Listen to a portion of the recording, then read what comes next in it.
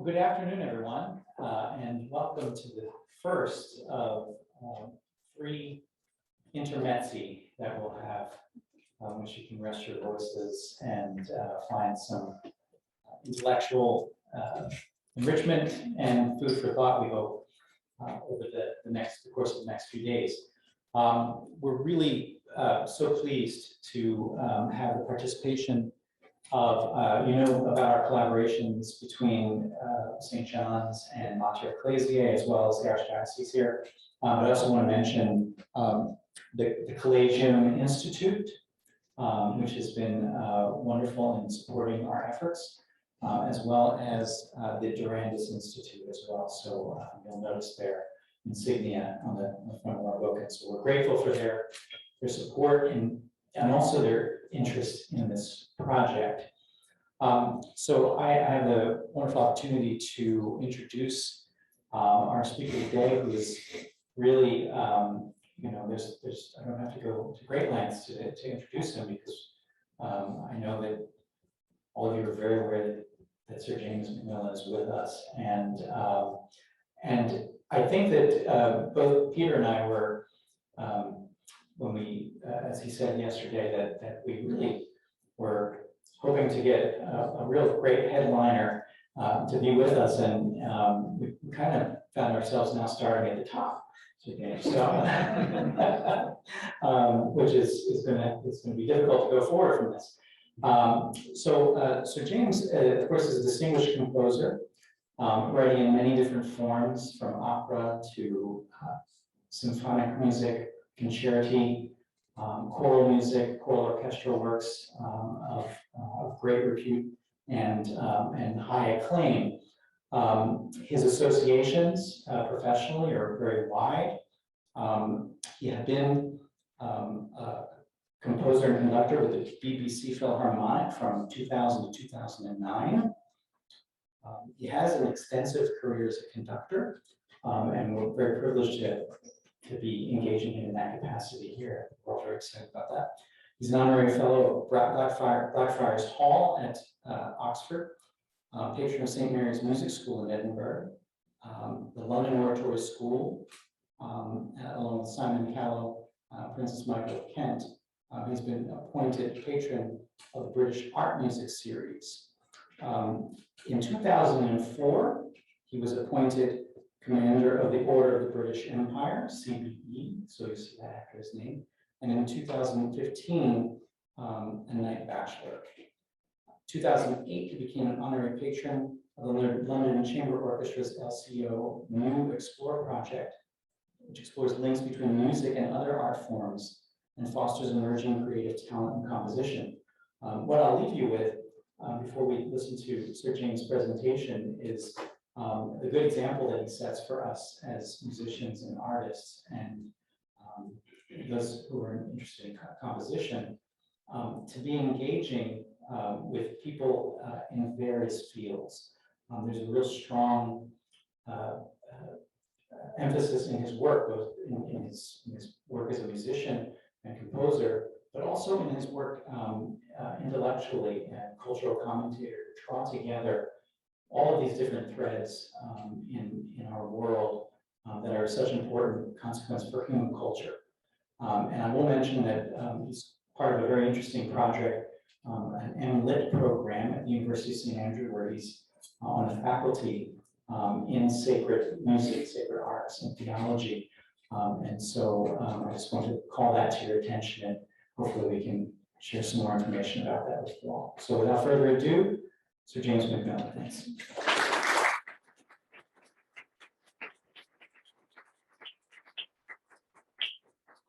Thank you very much, everybody.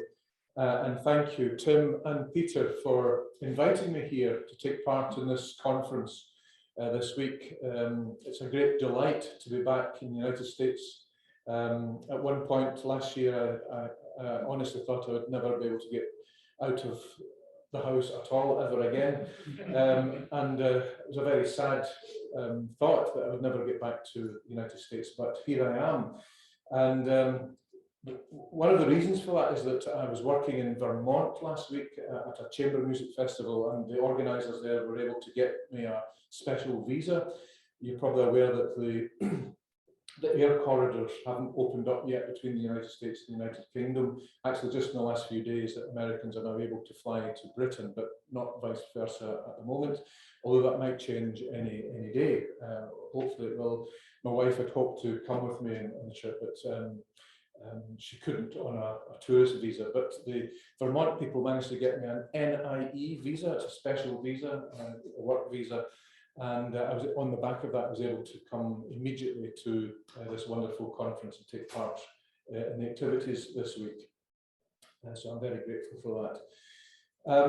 So I've been asked to talk about composing sacred music in the 21st century. I suppose it needs a little bit of unpacking. First of all, I will speak subjectively. I will speak as a composer in the 21st century. I'll try to give some kind of insight about what it means to write sacred music in the 21st century. A little bit of unpacking of the music, and I'll play some examples of what I've done. But before we even get to that, there are certain contexts that are worth pursuing, and the plural is important here because a number of people will want to describe sacred music in different ways. We are, of course, used to talking about sacred music in the liturgy or for the liturgy, as is the case this week. But we also know that beyond the confines of conferences like this, there are many people who will talk about sacred music, who will want to explore their love of sacred music, but in a secular world. In fact, you'll meet many people who will say things like, all music is sacred.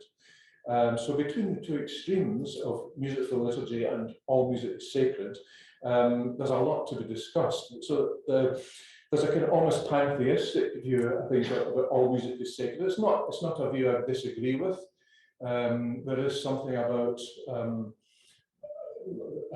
certainly the music that I love, for example, I'm involved in, and I suppose there, when I talk about all music, I'm talking about secular music and instrumental music, symphonic music, as well as the choral music that is probably the focus of a week like this. There is something about all that music which opens up a window on the divine, and many people who may not necessarily share our particular faith are open to that possibility of being changed through the power of music. And you'll find many people, skeptical, agnostic types perhaps, who will say things like music is the most sacred of the arts. And I think we've got to acknowledge a truth in that. We may mean something quite specific when we say music is the most sacred of the arts, the most spiritual of the arts. But the fact that there are many people out there in the secular world who share our love of music, who are of a similar mind, is a wonderful bedrock in which to build shared experiences and shared ideas about this music, about this art form that we love. Now, I suppose most of the time I write music for that secular world. Most of the time my working energies are taken up thinking about a new work for the concert hall. Sometimes these are symphonic works, sometimes these are purely instrumental works, sometimes they are pieces for chamber choir, chamber ensemble, and so on. But sometimes also there are settings of texts as well. And I've written 2 passion settings so far, and these were not written for liturgy, they were written for concert performance. And I suppose we know that there's quite a long history now of classical music engaging with the sacred, but presenting it in a secular forum, right going back to Handel's oratorios, which were presented as sacred concerts and would have been applauded, I would imagine, in the early days, through the likes of Mendelssohn writing his Elijah oratorios and St. Paul and so on for secular presentation.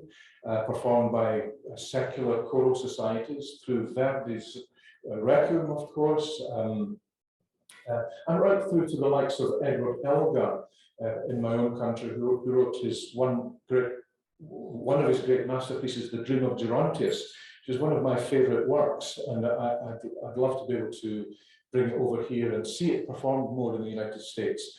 But here is a composer I'd like to perhaps begin with, because in many ways Elgar was one of these figures at the turn of the century, between the 19th and 20th century, who sat on the cusp between the sacred and the secular. He was a Catholic, and when he was given this opportunity to write his most ambitious work as a relatively young composer, it must have been quite a foolhardy decision that he made to take a very Catholic subject. Gerontius is about purgatory, and it's a setting of that great poem by John Henry Newman, known to Catholics at the time, but not really known beyond the Catholic community in England in the 19th century. And Elgar was writing The Dream of Gerontius at a time when the Catholic community in England was still under a great deal of suspicion, and indeed under a great deal of lack of empathy and even aggression. Only a few years before Elgar's birth, the Catholic emancipation had taken place in England, and even during Elgar's birth, Catholics were not allowed to attend Oxford or Cambridge universities. There was a lot of antipathy and nervousness about Catholics like Elgar, which have roots in the Reformation, of course, and you could say that even today that there are remnants of that suspicion around, although they've kind of transmogrified in different directions in different countries, and we might be able to talk about that later on. But for Elgar to have chosen this very Catholic subject, knowing that he would have been subject to a lot of criticism from the majority Protestant community, the Protestant culture of his time, points to, I think, a deep bravery and courage in the man himself. And I think, as I say, The Dream of Gerontius is one of his great masterworks. It's interesting, though, that Elgar lost his faith gradually after the composition of The Dream of Gerontius, and there's much speculation about why that was. Was it, in fact, a reaction to the antipathy that he encountered as a Catholic composer coming into the establishment? The Dream of Gerontius was banned for many years in places in England. The repeat performances were refused in certain places during the first decade. Bowdlerized versions of it were presented at the Three Choirs Festival with all the Marian references and references to purgatory taken out. You could just imagine what that must have been like.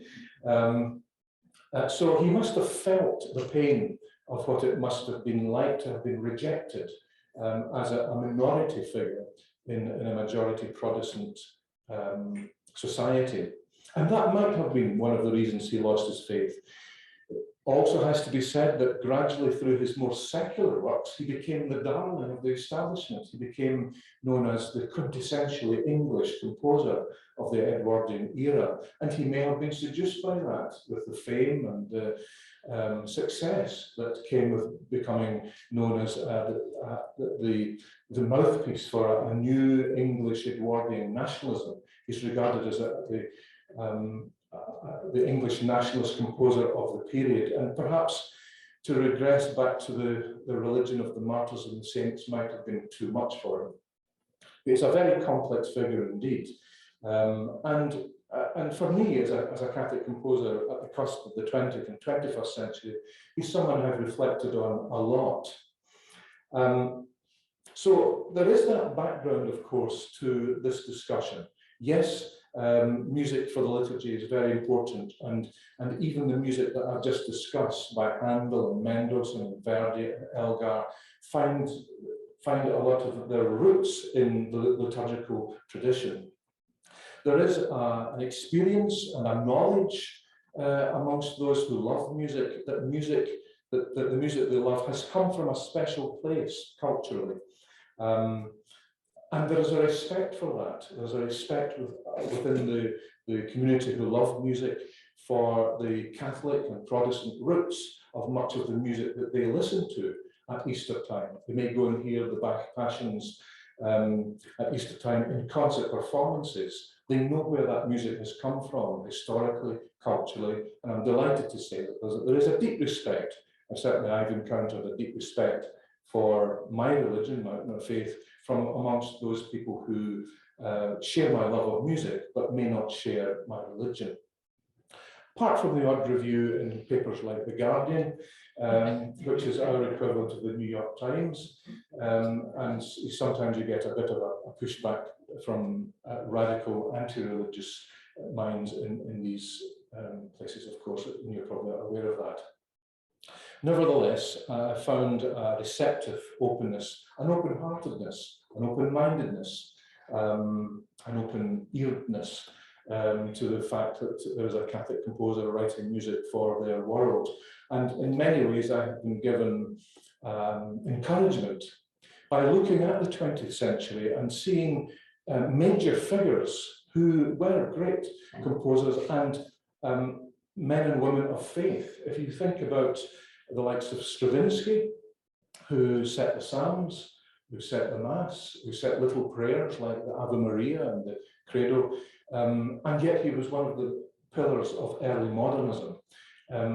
That other great polar opposite of his, Arnold Schoenberg, reconverted to a practicing Judaism after he left Germany, and much of his later work is infused with not just a Jewish spirit, but a Jewish theology, and indeed his Jewish culture. Olivier Messiaen was famously Catholic, of course, and I look at these composers and their example and the fact that they emerged as major figures in the era of modernity, in the era of where we talk about the lack of faith or the retreat of faith, and yet in music, in musical modernity, there have been these figures who have kept a flame alive and have made it clear that they are in a constant search of the sacred. So to put some of that in context when it comes to my own music, as I say, I've written a couple of passion settings already. I'm going to show you a little bit of my St. John Passion in a minute.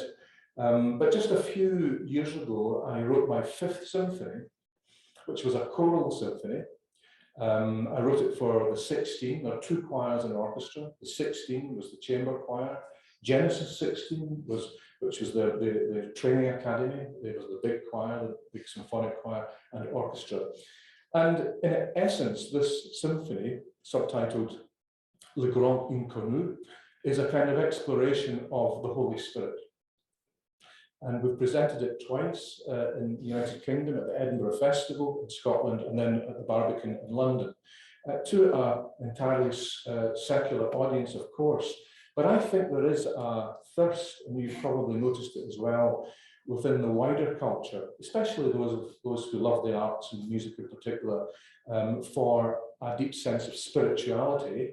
They're very vague when they talk about these things, of course, but we as Catholics have centuries, at least centuries, of an engagement with the search for the Spirit, for spirituality, in the third person of the Blessed Trinity. And to be able to explore the idea of the Holy Spirit in a piece of secular music was what felt as if it was a way of inviting these people into my world, into the world of the Spirit, into the world of God, and to do it in quite an open way. Just to give you an idea, I wanted to set as many different little fragments of poetry as I could that pointed towards the Holy Spirit. I found some wonderful texts by St. John of the Cross. I found bits of scripture, Old and New Testament, found little bits of hymnody. But to begin with, I began with sounds. I began with the sound of human beings breathing. And in fact, the first movement is called Ruach, which is the Hebrew word for breath, which also means spirit. And as you'll hear, if we can get this to work, you'll hear that the first thing is the choir. There's about 60 of them breathing in and out. The choir, the orchestra add their own breathing sounds of sorts to this, and then gradually we hear the word ruach being enunciated by the altars, and gradually thereafter there are other words like pneuma, which is the ancient Greek for the same thing, breath or spirit, and spiritus, which is the Latin for breath and spirit. The second movement is called zou, which is the ancient Greek for living water. We also hear the Hebrew version of this, mayim chaim, living water, and in the Latin aquam viventem.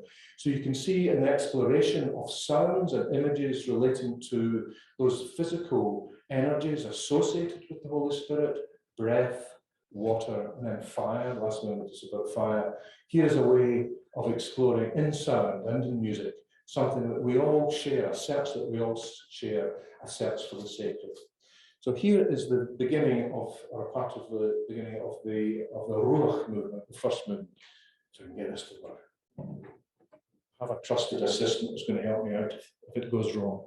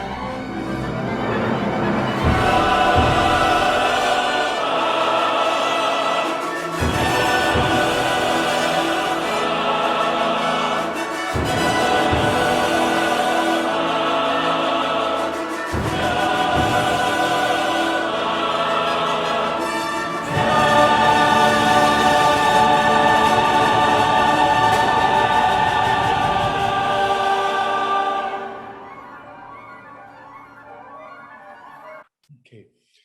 Before we get on to the discussion of liturgy, I want just to say a little bit about one of my passion settings, which is the St. John Passion.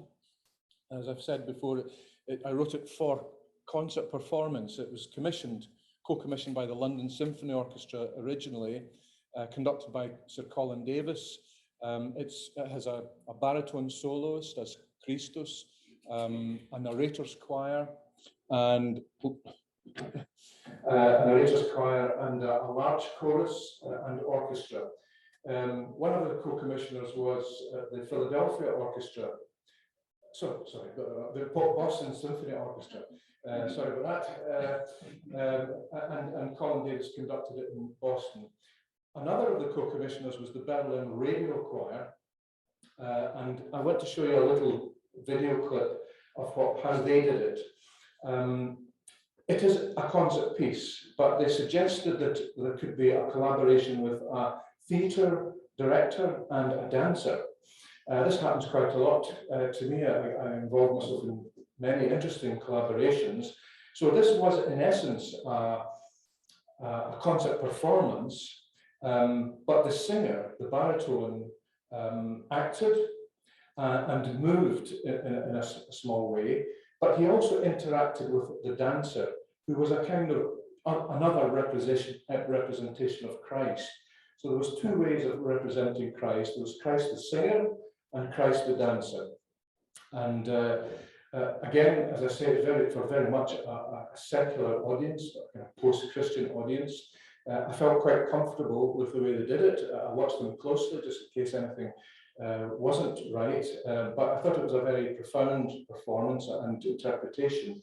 So what you'll see here is a little video clip. Sometimes the images don't quite match up with the music you're hearing, but you will hear some of the music. But you'll see a little bit of what they did. And I should perhaps give a little bit of a trigger warning. I think that's the term that you have these days, because the first few images are quite stark. I don't want anyone to be overtly offended by it. I remember at the time it was quite a shock when I first saw it. So you have been warned.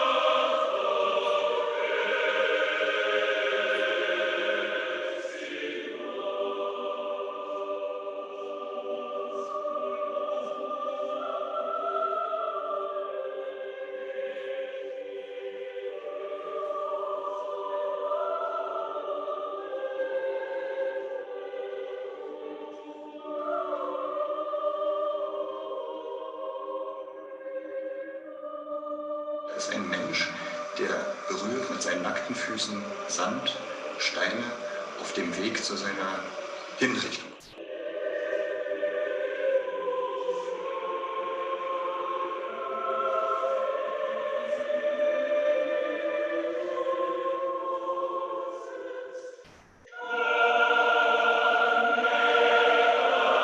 Means something to me. It's not just a story, it's a living tale. It's something that has a spirit that is alive in our time. I think the important thing about this piece is that it really connects to the story. James is a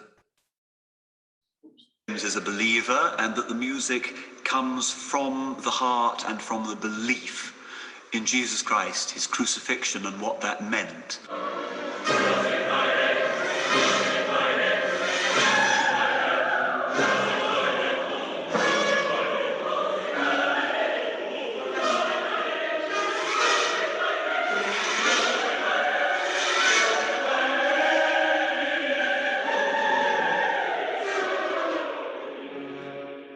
The main character, obviously in this story, is Jesus. And the way I wrote it for a baritone singer. But the way that this production has come together, it involves bringing the baritone into the action. He sings, but he interacts with another dimension, another presentation of Jesus, who is the dancer.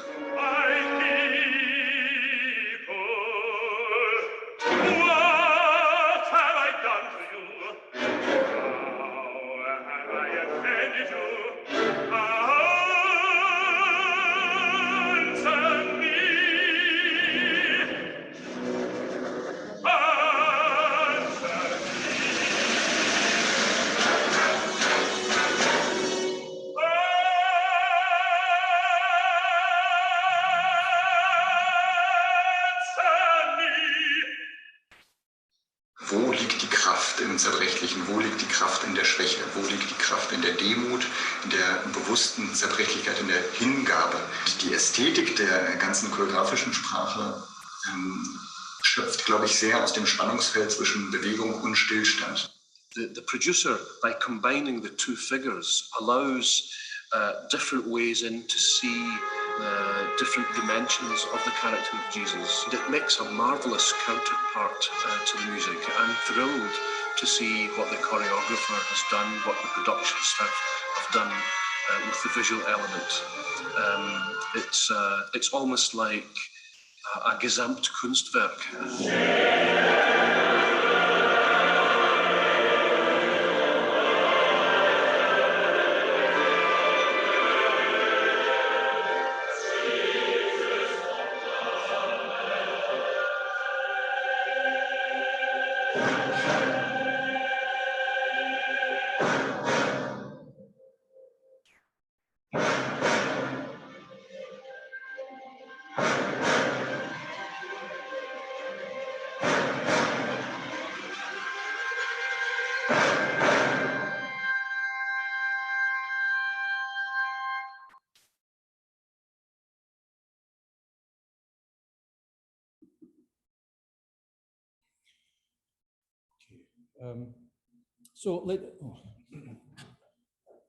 Ladies and gentlemen, I'm probably the first to admit that it's quite an odd situation to find oneself, being a composer who's at home in the business of serious arts music and its modernity, and simultaneously being interested in what might work as functional ritual music in the Catholic liturgy in the times in which we live. As I say, most of my work is geared towards the concert life of our orchestras, chamber ensembles, soloists, conductors, and choirs. The culture of art music, as it evolves now in the 21st century, is my intellectual and imaginative home. In earlier times, this kind of work would naturally have overlapped with composing music for liturgy, whether it be the weekly cantatas written by J.S. Bach for Lutheran worship, or the regular masses and motets composed by Palestrina through Mozart towards Bruckner and beyond. We don't need to rehearse the historical and cultural reasons why there have been breaches between ecclesial authorities and classical composers. Gradually over the decades, one, I suppose, has become more and more disinterested in the other. So much so that it is thought unusual to find composers enthusiastically pursuing both aspirations. It might only be recently that this breach has become serious, as we can think of many composers, even as late as the 20th century, who did follow the two paths. Poulenc and Mstislav in France, Benjamin Britten in the United Kingdom, and as I say, even Stravinsky with his mass setting and his little motets like Ave Maria and Pater Noster. With the Second Vatican Council, though, came another serious breach. It has become almost impossible, I think, for the Church to interest the contemporary art composer in writing new congregational music for the liturgy. Choral music still has its attractions, even for the most complex of modernists. In my own country, Peter Maxwell Davies, a noted atheist and no friend of the Church, nevertheless wrote a quite wonderful mass setting for Westminster Cathedral. And Jonathan Harvey had a natural Anglican instinct for cathedral and church choirs. But both of these men are now dead, and the gulf is getting wider. Neither, I think, would have been inspired, unfortunately, to write functional music for the non-specialist worshipper in the pew. Unfortunately, some might say. Bernard Huybers was the foremost forerunner in the new ideas for congregational music in the wake of the Second Vatican Council. And he made the case that the new active participation should require a new kind of liturgical music and a new kind of liturgical composer. He advised that the Church's historical repertoire of sacred art music and its associated performance traditions should be abandoned. My colleague at the University of St Andrews, the musician and academic Michael Ferguson, writes, in an ideological sense too, he, Huybers, regards sacred art music as no longer having a legitimate place. And Huybers refers to art musicians and the sacred traditions of the Church as a kind of musical colonialism. It's odd to look back to see that a Catholic culture warrior of the 1960s could be so prophetic of the widespread chaos created by today's cultural warriors in the secular world, who use similar language about our entire cultural history. One could argue that this radical stance has gained much purchase in the Church of today and is the cause of many musicians turning away from liturgical concerns, and for the many clergy and liturgists who regard serious musicians as surplus to contemporary requirements, unnecessary and unwanted. Generally, it has caused bewilderment among musicians outside the Church who look at us and see a willful abandonment of tradition and practice as a kind of iconoclasm associated more with the Protestant Reformations of past centuries, or the kind of communist culture wars instigated in 1960s China, 1970s Cambodia, or in the student unions of American and British campuses of the present day. Nevertheless, there are pockets of insight where other alternative and far less destructive understandings of Catholic liturgical development hold sway. On the one hand, of course, it's still possible to compose choral music for skillful choirs and organists in the Church, usually in big cities in the UK like London and Liverpool, and in establishments where money is available for the maintenance of professional standards. And there are enough people still around in the Catholic Church who hold a much more nuanced understanding of how congregational song might be. There have been competing ideas as to how music in the liturgy might develop and grow these last 50 years, as I'm sure you're aware. On the one hand, there have been the likes of Pope Benedict XVI and others who hold that church tradition can indeed provide effective models which can give good orientation for composers in the modern age, and that post-conciliar liturgical music can be of pastoral impact in the vernacular, but can simultaneously draw deeply from the wells of Catholic heritage and sound. And then there is Edward Schaeffer, the American academic and musician, who optimistically sees the modern situation as, quote, ripe for improvement, suggesting that the various historical and ideological trends can be rebalanced. He sees an ongoing role in this for Gregorian chant. So I've certainly been aware of these different forces, sometimes pulling the Church in opposing directions on this matter and related matters. I can see potency and persuasiveness in many of the strong and sometimes vehemently opposing arguments. Over the years, I've attempted to compose congregational music myself, including 3 mass settings and various responsorial psalms based on the time when I organised music in a parish in Glasgow. I'll talk a little bit about those experiences soon and try to explain why I've come to the belated conclusion that I am no longer able to write aesthetically satisfying congregational music according to the templates that have emerged in the Catholic Anglosphere in recent decades. But, as I indicated earlier, I also write choral music specifically for the liturgy, and I have no intention of stopping that. The most pertinent body of this work to today's presentation, perhaps, is the collection of Strathclyde motets. There's 2 volumes of these, written for Alan Taverner's chamber choir at the University of Strathclyde in Glasgow. And most of these were written for them to sing at the Catholic chaplaincy of the university and at the sister parish of St. Columba's in Maryhill, both served by the Dominicans up until 2017, and by myself, I suppose, until 2015. I'll talk a little bit about some of those little motets in a minute. Before then, though, just to go back to modernism and the impact of that on our lives as musicians, there was something, as I'm sure you remember, there was something in high modernism, the high modernism of the late 20th century, which favoured instrumental music over choral or even vocal music. The virtuosity and complexity, so sought after by modernist composers, could be attained more easily with instruments. In fact, a lot of the vocal music of the 20th century frontline modernists is deeply instrumental in its conception, mimicking the life and athletic twists and turns that could be achieved by instrumental specialists.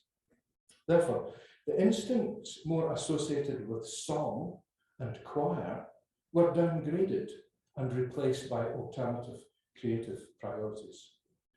This, I think, in my own life explains my temporary drifting away from choral music in my younger years, a time when I was beguiled by the pushing of boundaries associated with major modernist composers from Schoenberg to Boulez.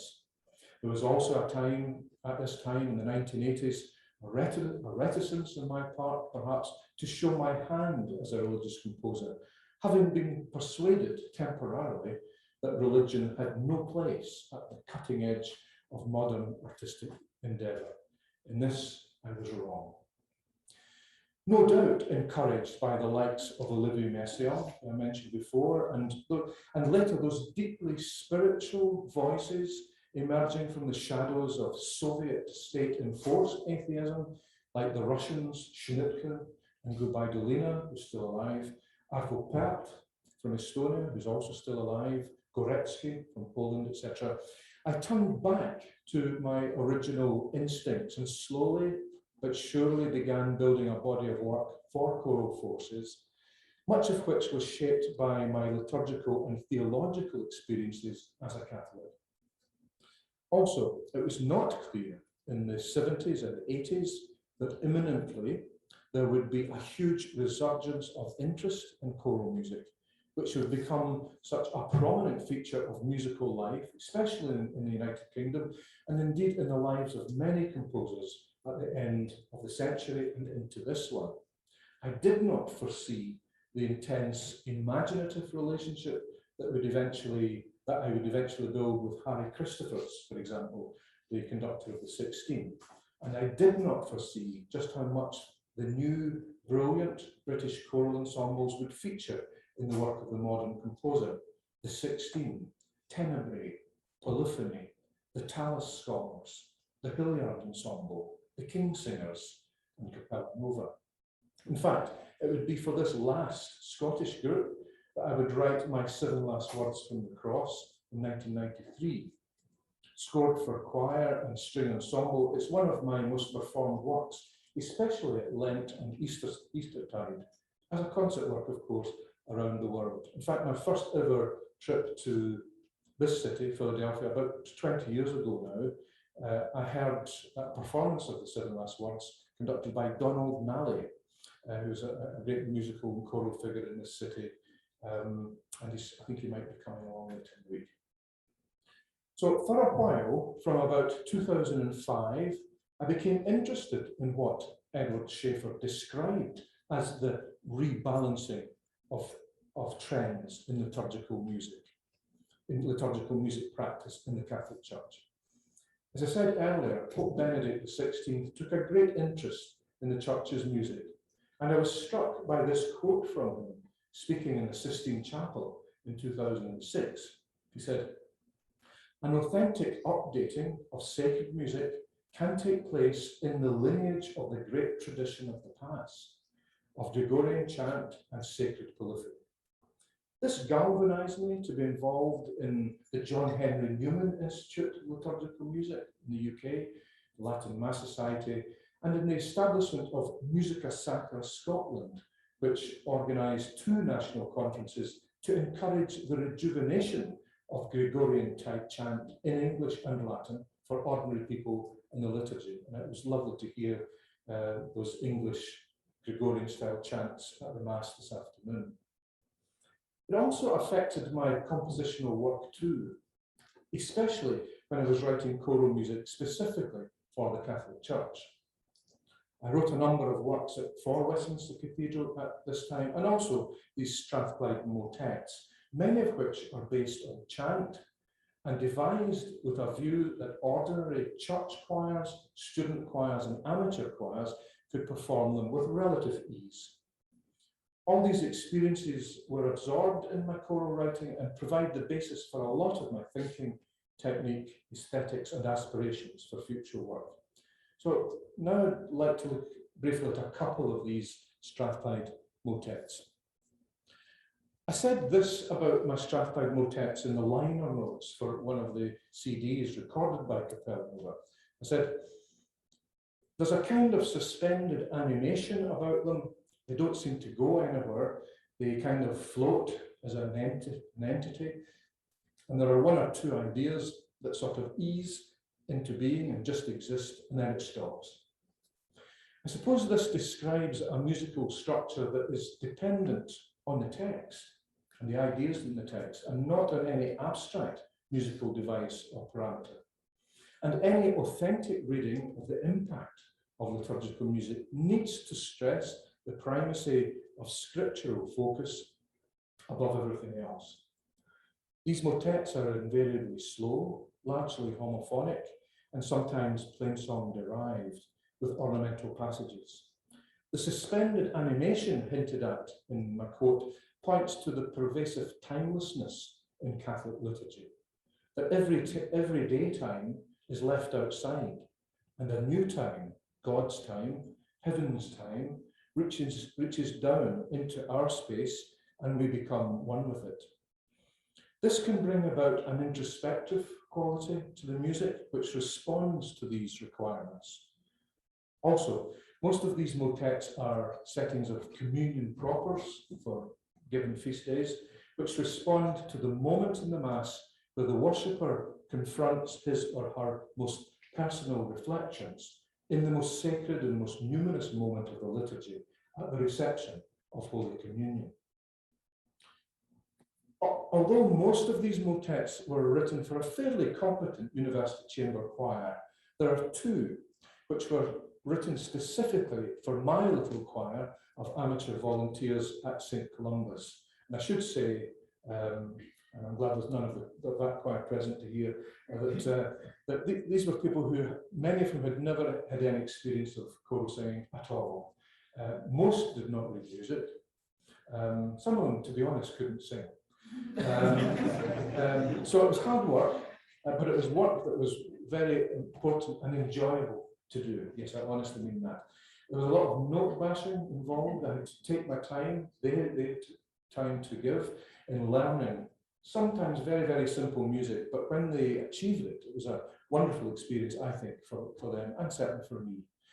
So, in Splendoribus Sanctorum, amidst the splendours of the heavenly sanctuary, from 2005, has by necessity some of the most simple and most modest music in the collection. I'd like to maybe not just analyse what I've done here, just describe it to you and then play you a performance. The Plainsong Original, which some of you may know from Midnight Mass at Christmas, Plainsong Original is sung by the sopranos and altos over bass drones at the octave, to an octave apart, And then a kind of medieval faux bourdon effect where the tenor part simply follows the top line below in parallel fifths. You see, I don't know if you can see it from here, but from here, basically, that's what happens. There's the sopranos and altos have a rhythmicized version of the chant. The tenors sing the same material, a fifth below. Not all the basses do hold and enunciate an F syllabically throughout. That's all they do. This motet, though, has a solo trumpet part, which interjects more animated flourishes at the end of each choral phrase. The trumpet music is very different from the choral music, as you'll hear, written in 4 obbligato phrases, which are cued by the conductor ad libitum during the choral phrases, or actually more or less at the end of choral phrases, so there's a kind of overlap. And my performance notes say about this, the 4 obbligato passages are cued by the conductor during the first singing of the motet. During subsequent repetitions, the trumpeter may vary the obbligato passages by jumping from line to line or from phrase to phrase ad libitum. The trumpet should be muted in verse 3 or 4. The trumpeter ends the piece alone using cadential figures from any of the 4 passages. So it's quite Cajun in that sense, and very free. And that's the trumpet part there, with no bar lines. And basically after the 4 iterations, he or she can just jump in anywhere and play phrases on cue. Why? Well, I was keen to bring in some student musicians to sing or play at Mass with my choir. I simply asked one of the local conservatory trumpeters to come and play at the midnight Mass at Christmas. It allowed my choir to sing something very simple while contributing to quite a complex and substantial musical structure alongside a virtuoso player in 2 different levels of music which mesh together. I think the effect is of a strange and repetitive mantra to suit the necessary reflection and mystery appropriate for communion at midnight Mass. I'll play a little bit now.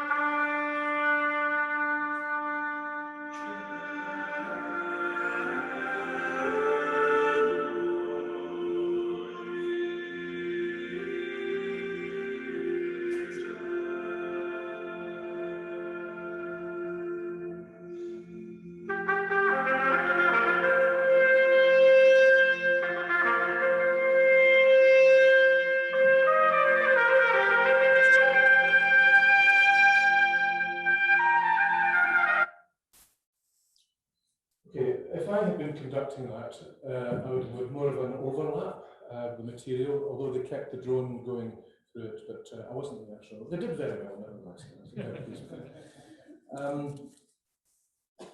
O Radiant Dawn was written 2 years later, as part of this set as well.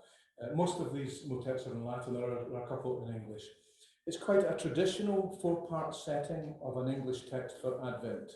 I'm delighted that some of you were working on it this week in the conductor's workshops.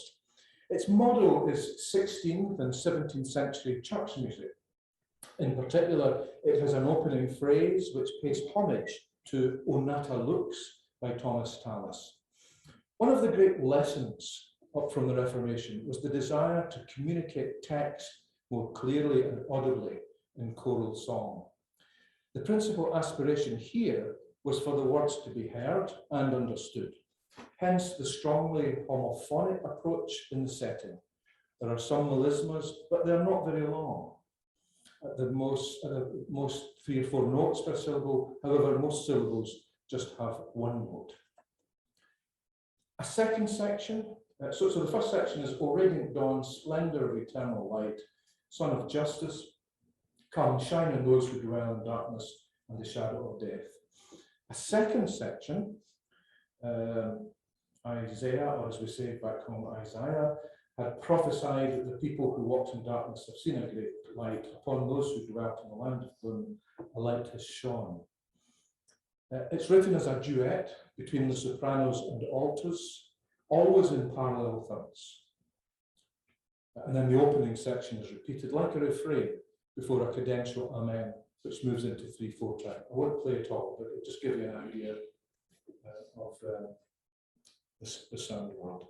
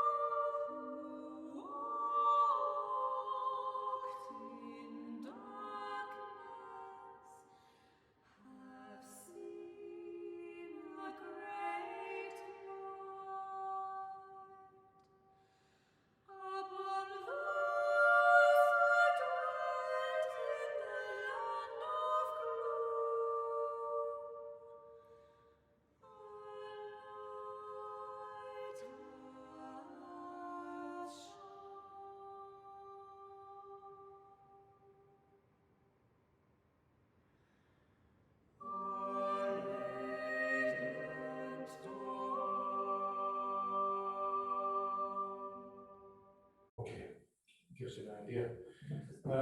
I've got slightly behind with my timing, so I'm going to jump to my final video and point of discussion.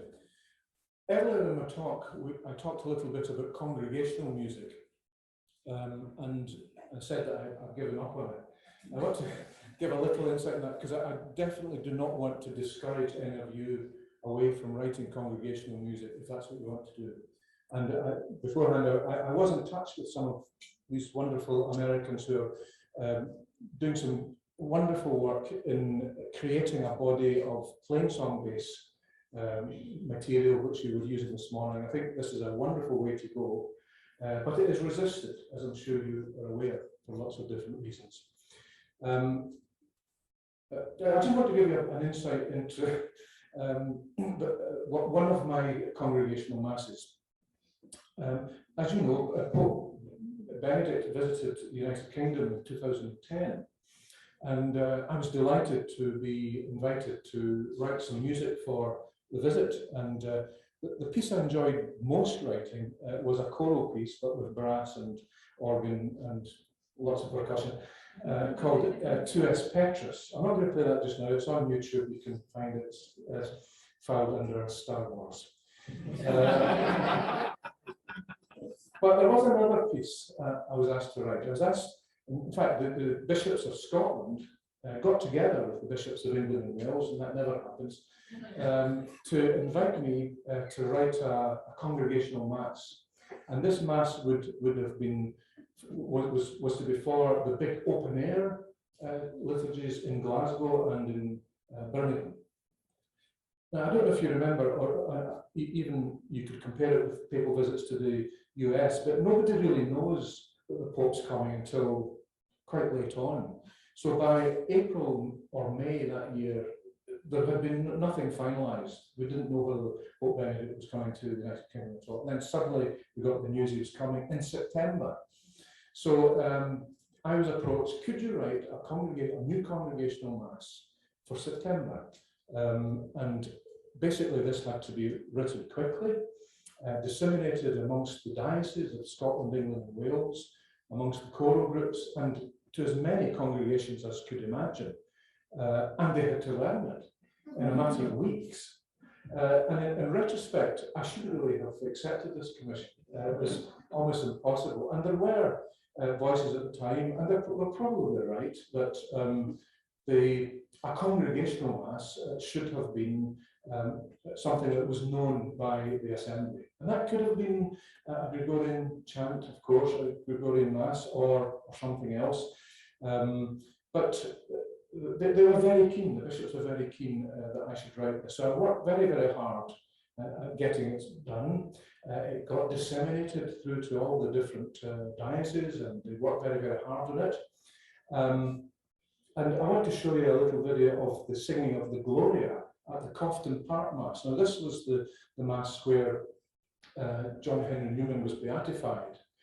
And you'll see hundreds and hundreds of choristers singing, and they all were all singing beautiful gospel. It's in the open air. But what the congregation do? Well, in the missalettes, the melody lines of the Mass were printed. So, in theory, those who could read music could join in. But as we know, that is a minority of any congregation. Maybe even more so with Catholic congregations, considering the reluctance factor of many Catholic congregations to sing. Yes, I've also read Thomas Day, Why Catholics Can't Sing. So we had to get this out, and as you'll see, the choir is singing beautifully. The clergy seem to be joining in. Now and again, you see people from the congregation, and there's thousands and thousands of them reading the missalette and attempting to join in. The Pope, I don't think, is singing. But it caused a bit of a row. I've still got the scars from the whole experience. I probably shouldn't have done it, but it was a delight to have been asked. Well, the piece is there. It had to be, it was for a papal mass, so it couldn't just be round the campfire, let's sing with a guitar kind of mass. I'm sure lots of other people would have wanted that, and there's a good place for that too, of course. So I tried to make the best of it. I added some brass and percussion parts, and but I decided that was it. After the experience, I have great respect for all those who continue the struggle, and there's still a lot to be done in the decades ahead. So here is the Gloria from the Mass for John Henry Newman.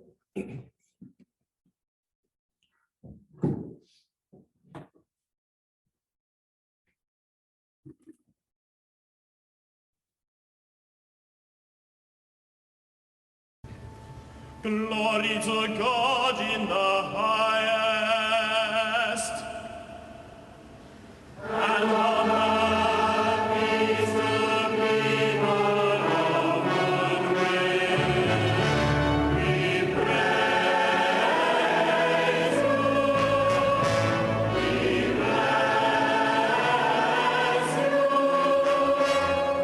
adore you.